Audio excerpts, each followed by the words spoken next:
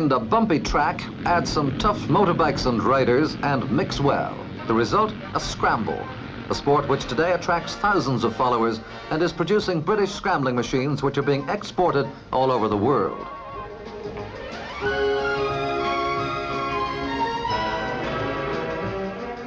This firm in Essex, which now employs 150 people, produced its first scrambling motorbike in 1953, when the sport was beginning really to get onto its feet. Their 250cc model was a winner. It was tough, maneuverable and fast on the scrambling track, and orders for it soon poured in. Today, in a highly competitive market, more than 10,000 specialist motorcycles have been sold by this one small firm, 75% of them for export. America is its largest overseas customer. The secret of such success in a highly specialized field has obviously been attention to detail.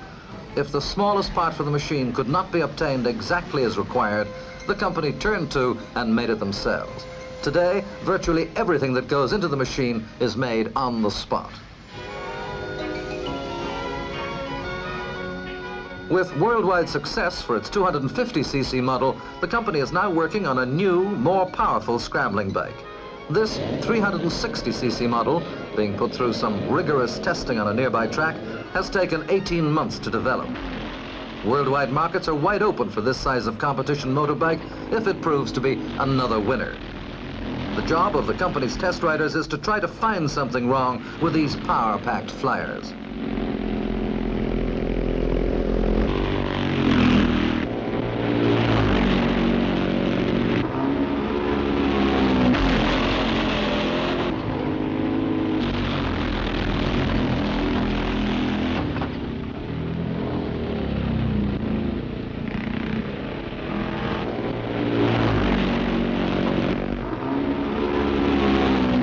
After the new models have been given a thorough thrashing, the company's technical men are on hand for on-the-spot checks.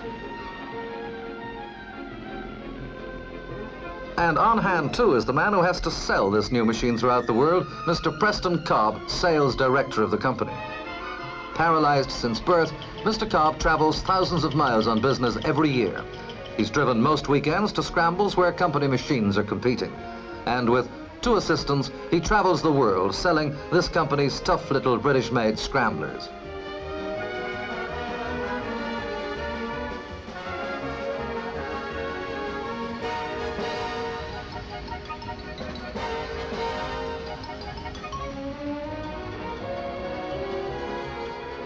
Among the many other high-performance scrambling machines made in Britain are do-it-yourself scramblers, which are supplied in kit form.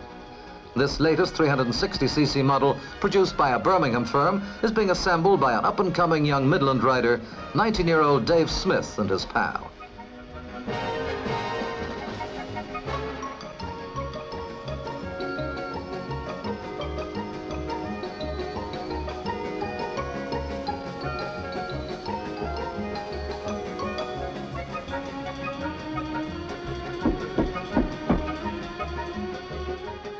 Home assembly means a saving of 1/5 on the price of the machine. And for anyone with a good working knowledge of motorcycles, the job can be completed in 3 hours. Dave Smith, who's been scrambling for just over 2 years, rode this bike the next day against some of the hottest competition. 8-year-old Robin Gersden of West London should be a future threat to the world's top scramblers. Here he is after riding for only 4 months on a miniature 50cc scrambling bike built by his father, who's a motor mechanic and trials rider.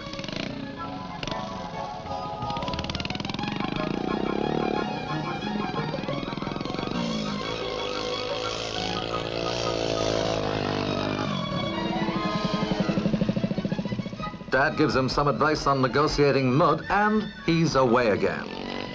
This tiny machine has 3 gears and a top speed of 35 miles per hour. Ideal for riding the bumps of an old gravel pit nearby the Gersden's home.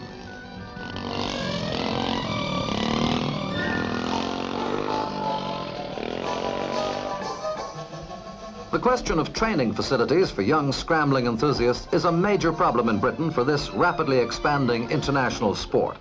A few motorcycle clubs who are lucky enough to have the use of some rough land organize practice meets. But apart from that, the only way a lad bitten with the scrambling bug can hope to reach competition standard is to ride his bike over any rough ground he can find.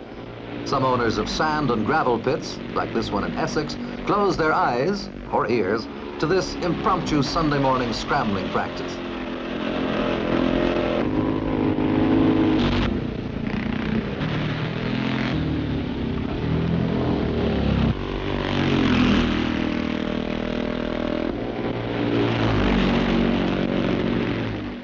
Organized by local motorcycle clubs, scramble meetings are held throughout Britain during the summer with odd winter meetings. At the big meets, like this one at Shrewsbury, as many as 200 riders from every part of the country will be competing. With a national championship event attracting star riders, the crowds flock in to watch the tussles to come. A tussle not only of rival top riders, but of top makers of machines as well. For, like motorcycle and car racing, scrambling performances considerably affect the world sales of road machines nowadays.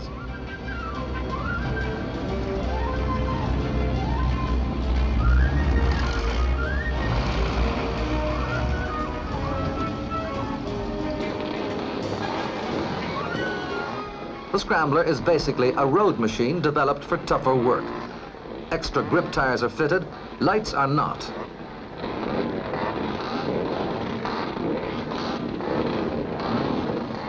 Jeff Smith, 1964 and 65 world champion, is here. Also, Dave Bickers, 1966 British champion. It's going to be a rough ride, so scrambling gear is tough. And under international scrambling rules, only standard commercial fuel may be used. There are 30 of Britain's top riders in the lineup for the mass start. It's a 12-lap race, each lap 1.5 miles of some of the toughest riding in Britain. Men and machines take a pounding as they hit the bumps.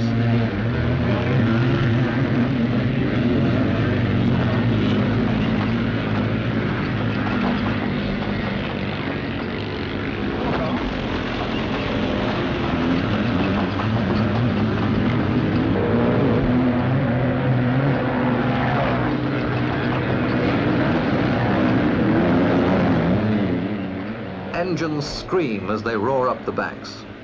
Only course officials and mechanics may help riders in trouble. Having covered one lap with a flat tire, Jeff Smith and his mechanic fit another wheel, and then he's off again.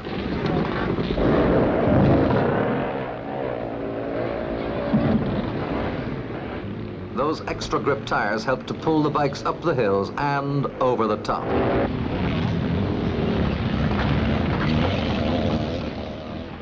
With nearly 10,000 keen scrambling fans watching the race, each lap of the leaders is timed for official records.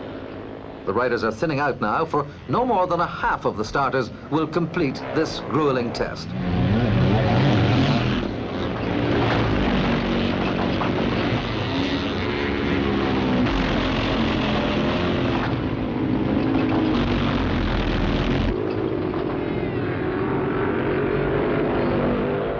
As the rest of the field fight it out for a good place, all attention is now focused on whether champion Dave Bickers can hold the lead. No, he's overtaken on the 10th lap.